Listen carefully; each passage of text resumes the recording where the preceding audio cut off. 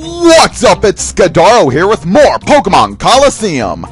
In the last episode, we had a rematch with Venus and obtained the blue ID badge from defeating her. And in this episode, we are going to continue through the Railgun Tower in hopes of stopping Cypher once and for all. Now, as we come in this room, we'll see a big vaulted door right here and these Pokeballs coming out of the wall. Now, the Pokeballs right here. These are where you need to put the ID badges we've been getting so far. However, if you count the Pokeballs on the wall and the ID badges we have, you'll notice that we are missing one. Well, don't you worry your pretty little heads, folks, because we are going to be getting that last one fairly shortly here.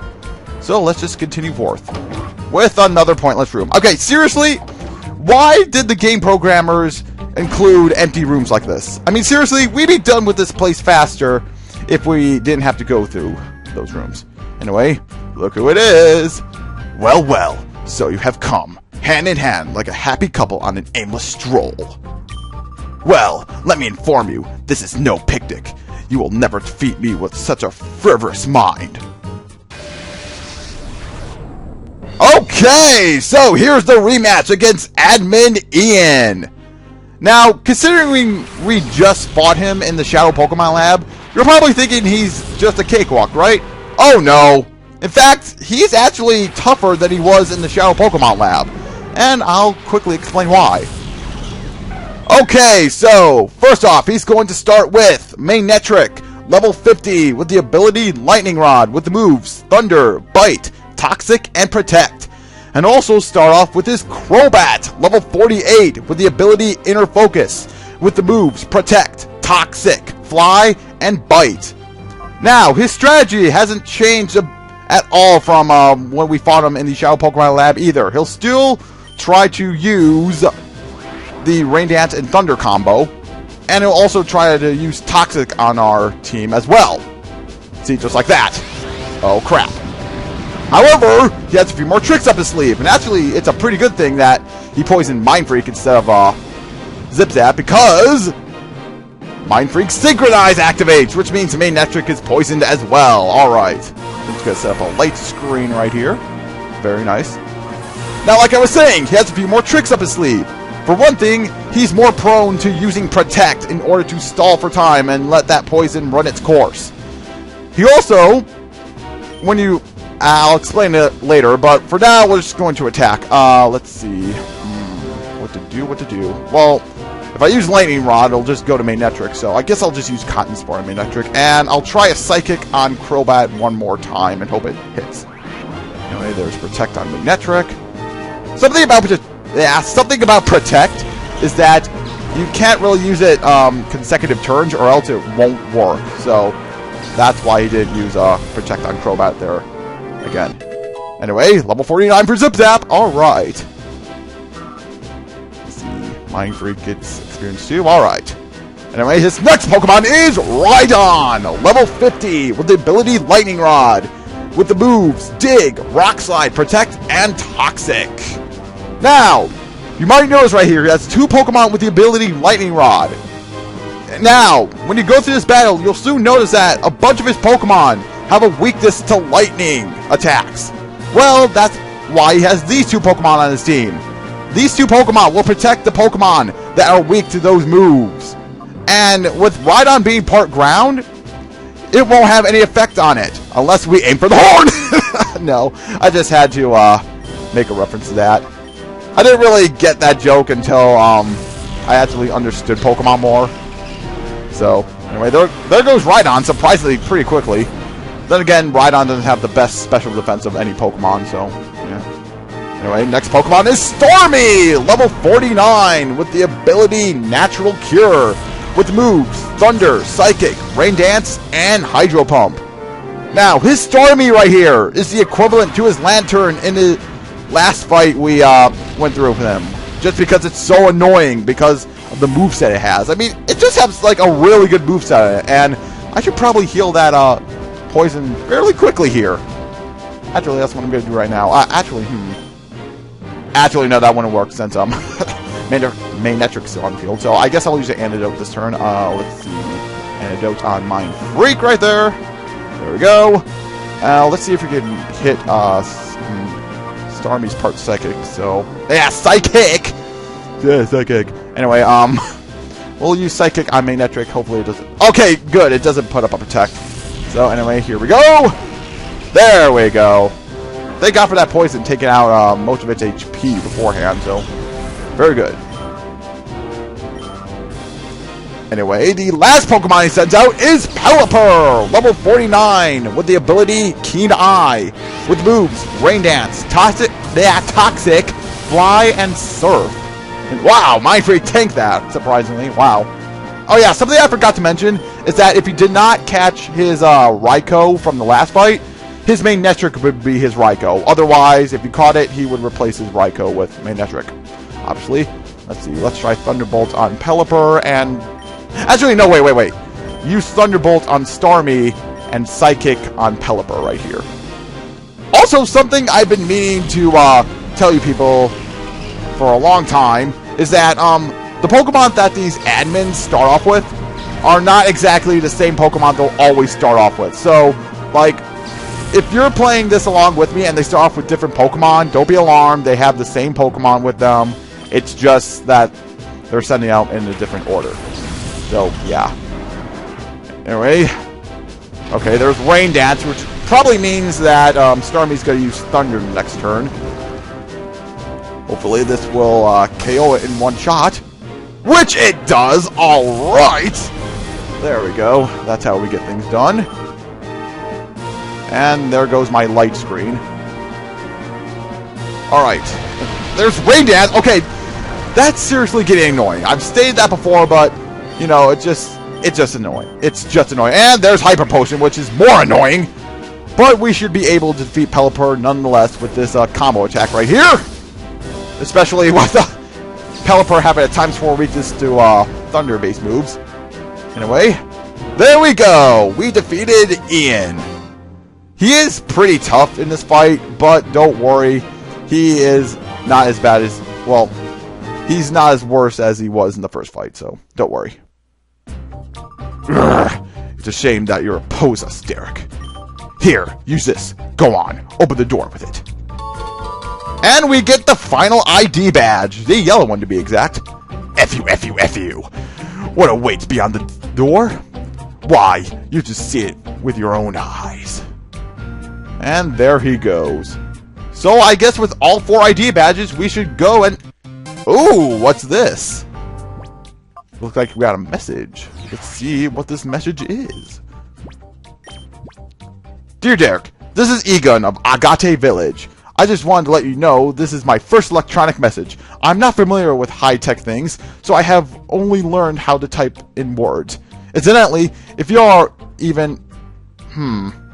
Looks like it cuts off early, so... I wonder what he could have been saying. Oh, Grandpa! The email's cut off before he finally gets to the point. What should we do, Derek? Should we go back to Agate Village? Or should we keep going? Well, we could keep going, but let's go see what Gramps has for us at Agate Village. So, let's go. I just realized, did I just call Egon Gramps? Oh my god. Anyway, here we are back at Agate Village. Something I should know is that this old man right here, he's a trainer, so if you want to fight him for experience, be my guest. Also, there's a guy who appears in front of the Pokemon Center that's also a trainer, so if you want to fight him too, just be my guest with that as well. Anyway, let's go see what Egon has. Oh, Rui and Derek, it's good to see you are back. I sent you an email. I'm quite proud of myself for that. We got it, but it was cut off before we got to anything worthwhile, Grandpa. Oh my god, Rui's on... I just noticed Rui's on the stairs. Oh my gosh. Well, since you're here, it would be just as well to tell you in person. Oh, I have a little something I'd like Derek to have. Please take this.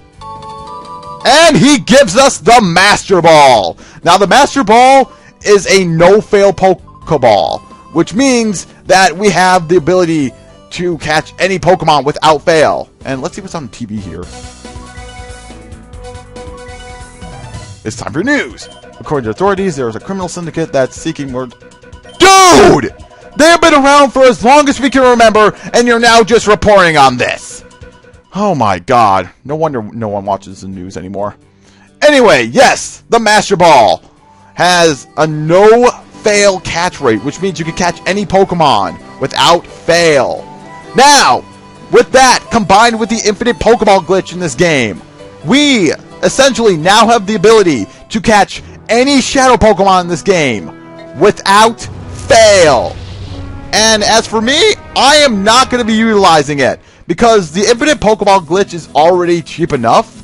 And just using the Master Ball with it, it's just crossing a line for me. So I'm not going to be using... Well, okay, no, that's a lie. I may use it like once or twice, just depending on the situation. But when we get to it, you'll understand why too. So, yeah. Anyway, let's just go back to that vaulted door we passed on a few minutes ago, and let's go see what we can do about it now that we have all 4 ID badges. Of course, it takes forever and a day to get there because of these, I don't know what you would call them. I guess we could call them teleportatomatrons. I honestly don't know. Anyway, now that we're here, let's go ahead and put in the ID badges. We'll start off with the red ID badge we got from Mirror B. The green ID badge we got from Dacom. The blue ID badge we got from Venus. And finally, the yellow ID badge we just got from Ian. And with that, the door unlocks. So, let's continue forward. Oh, God! Whoa, stop right there. I can't very well let you go any farther. Well, bring it on, mister. Bring it on! Alright, so yeah, this is kind of a kick in the balls right here. We just opened the door and some person just drops down and is like, oh, nope, you can't go. Chuck Testa. Okay, so let's just send out our Pokemon and hopefully be done with this quickly. Now, actually, something oh, okay, Masquerade's Intimidate. Now, as I was saying, something I found pretty interesting on the intrawebs is that I've done a little research, and apparently Cypher is Japanese for Shadow. So yeah, we essentially been calling him Shadow this whole time. Ironic, since they've been using Shadow Pokemon, but I bet that's just the point. Anyway, he sends out Heracross next! And guess what? Heracross is a Shadow Pokemon. Now, Heracross right here is a very good Pokemon. Has great attacks, great attack stat, and overall it's just a very good Pokemon. I recommend it for any team. One thing I would watch out for when you're using it is its quad weakness against flying types. But other than that, it's a very good Pokemon, and I totally recommend it. Anyway, let's just try to catch it right here. Anyway, there goes Ariados right there. Again, bittersweet defeating it. Well, at least for me, since it's like one of my favorite Pokemon. And we're going to be... well, I'm going to be extra careful in knocking this thing down. Alright. And it's paralyzed! Alright! Just what I wanted. Brick Break. Oh, crap. Oh, God. Yes. For some reason, Dark types are weak against fighting types. Which is weird, too. I mean, if you think about it, it's like, I'm going to fight off the darkness with my might. I don't know where I was going with that, but anyway, let's just use a smoke screen so it can't cause us too much trouble. Alright, very good. And there's a quick bite for ya. Not very effective, very good. Actually, I may just cut to when I get to a level of catchability that I like, so I guess I'll see you then. Okay, I think this is a good spot to catch it, so I'm just going to use, not the Master Ball, but a Net Ball, because it is a bug type, and, well, I don't think I need to, restate myself again of what the Net Ball does. Alright. So let's just use that glitch on the Net Ball, and hopefully this will work in one try. I bet it won't, now that I've said that, but, you know, anything can happen. So let's do this! Okay, 2, 3. Are you serious? Okay! I didn't think I had that much of HP knocked out that I could catch it, but whatever. Nobody said a word about you being in this tough. Oh my god. Sorry for the little pause in commentary. From here on out, this is going to be post-commentary, because to be frank, I just did not like how the commentary came out from this point on. Just because I stuttered so much, and I got my words all flustered. Yeah, if you heard the original, you wouldn't like it either. And I definitely could have done better than that. Anyway, nothing really important I say right here, except that Heracross is the last member of my party, which means I now have a full party of permanent Pokemon. So what I do now is just go to the PC right here and switch out Hitmontop for Heracross. Now, I know my team looks familiar to another LPR's team. And I know you're going to comment saying that and probably just get a bunch of hate on me saying, oh my god, you're copying this one person. But let me explain myself here. And this is kind of leading into another one of my beefs with this game. It's just that, look at the Pokemon selection we have here. I mean, look at that. We have Skiploom, we have Slugma, we have Dunsparce. And yeah, just all these weak Pokemon. It's really hard to choose a good Pokemon out of these third-rate Pokemon that the game provides us to catch.